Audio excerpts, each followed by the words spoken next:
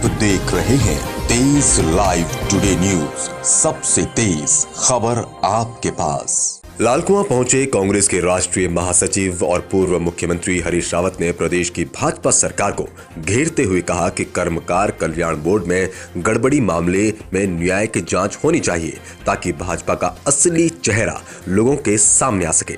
यहां हल्दीचौड़ स्थित पूर्व कैबिनेट मंत्री हरीश चंद्र दुर्गापाल के आवास पर पहुंचे कांग्रेस के राष्ट्रीय महासचिव और पूर्व मुख्यमंत्री हरीश रावत ने आयोजित प्रेस वार्ता में त्रिवेंद्र सरकार को घोटालेबाज सरकार करार देते हुए कहा कि कर्मकार कल्याण बोर्ड में 400 करोड़ घोटाला सामने आया है, जिसमें राज्य सरकार की आंतरिक जांच में बात सामने आ रही है कि खरीद फरोख्त में अनियमितता और गड़बड़ी पाई गई है।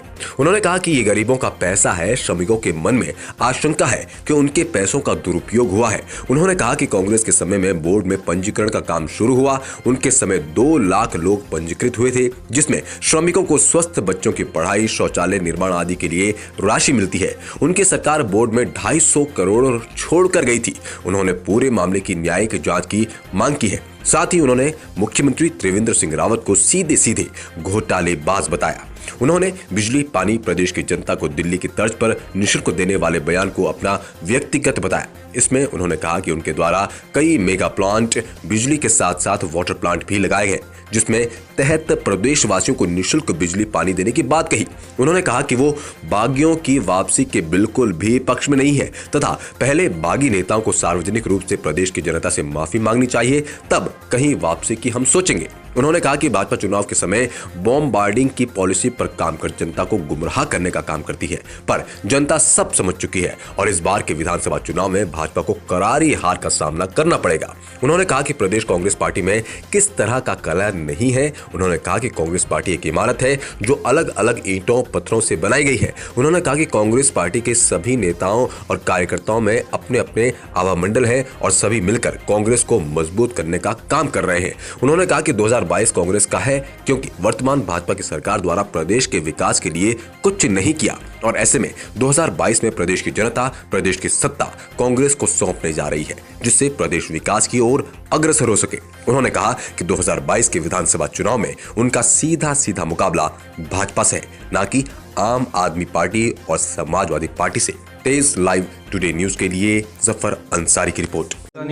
कर्मकारों के मामले में जो घोटाला हुआ है कर्मकार बोर्ड के, उसमें सबसे ज़्यादा दुखी तो दुर्गापाल जी को होना चाहिए था।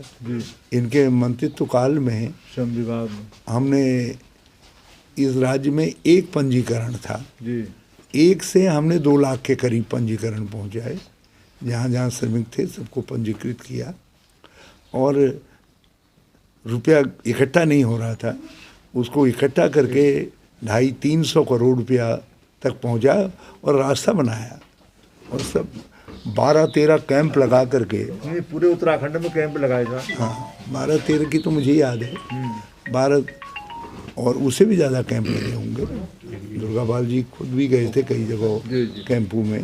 यहीं यहाँ लगा था, हल्द्वानी लगा था, जसपुर लगा था। मुझे कुछ तो यहाँ जहाँ गए थे ये उनके कुछ की तो मुझे याद है। हमारे मंत्रीगण ज़रा भूल जाते हैं तो मुझे याद करना पड़ता है। तो हम तो 12-13 की तो मुझे याद है। तो हमने कर्मकारों के लिए एक 32 या 33 सुविधाएं बनाई, जिनमें 5 लाख रुपए तक देते थे मृतक परिवार को। और भी बहुत सारी मददें हम करते थे। अब विवाह के लिए पैसा, छात्रवृत्ति के लिए पैसा, लड़की के पढ़ने के लिए था, टॉयलेट बनाने के लिए था, वो बिजली के लिए था। हमने कोई चीज़ ऐसी नहीं छोड़ी थी जो श्रमिकों के लिए अभी नहीं पूछ सकता ना का प्रोविज़न नहीं किया गया था। और देश में हमारा उससे अच्छा नाम हुआ था।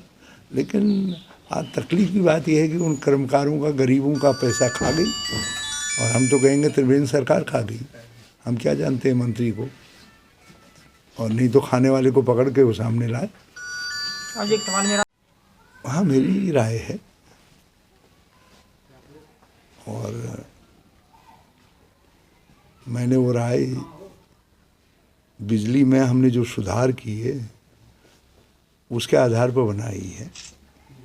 हमने जिस उत्तराखंड में केवल एक चैनल था बिजली का, हमने 3 चैनल महुआ खेड़ागंज, पोहाना और माजरा खड़े किए और 400 मेगावाट के कई स्टेशन बनाए, 200 मेगावाट, 210 मेगावाट, 110 मेगावाट, 33 केवी के हमने बहुत सारे सब स्टेशंस बनाए ताकि विद्युत व्यवस्था सुदृढ़ हो सके।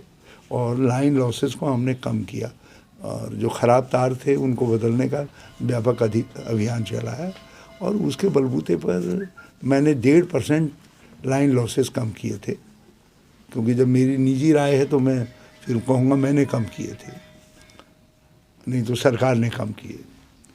और मेरा अपना मानना है कि हम लाइन लॉसेस को 3% तक और घटा सकते हैं। तो ये 3% घटाने का अर्थ है कि हम 100 यूनिट तक बिजली फ्री दे सकते हैं। दूसरा सवाल करेंगे तो धीरे धीरे इसको 200 यूनिट तक ले जा सकते हैं और 25 लीटर पानी हम हर गांव में ATM लगाएंगे और पानी पहुंचाए। लेकिन ये टाइम कंज्यूम 2-3 साल, इसीलिए मैंने कहा था 2024-25 तक हम ये सब कम करेंगे। तांत्रिक राजनीतिक दलों में बातें उड़ती हैं और फिर पार्टी के लेवल पर ही उसका समाधान हो जाता है और सब साथ चलते हैं। हम एक लोकतांत्रिक पार्टी हैं, किसी वस्तु पर, किसी बात पर, किसी विशेष पर राय अलग अलग हो सकती है, उसका मतलब मतभेद नहीं है। वो एक लोकतांत्रिक प्रक्रिया है, पार्टियों के अंदर उसको बंद नहीं किया जा सकता है। हाँ, वो चीज़ें हमारे काम करने में बाधक नहीं होनी चाहिए। जो हमारा मकसद है चुनाव जीतना, उसमें बाधक नहीं होना चाहिए। उस समय सबको एकजुट होकर के काम करना चाहिए और हम भी वही करेंगे। देश और दुनिया की ताजा तरीन खबरों को देखने के लिए आज ही हमारा YouTube चैनल लाइक, सब्सक्राइब और शेयर जरूर करें ताकि आप तक पहुंचे हमारी खबर सबसे पहले। और हाँ, हमारा Facebook पेज फॉलो करना ना भूलें।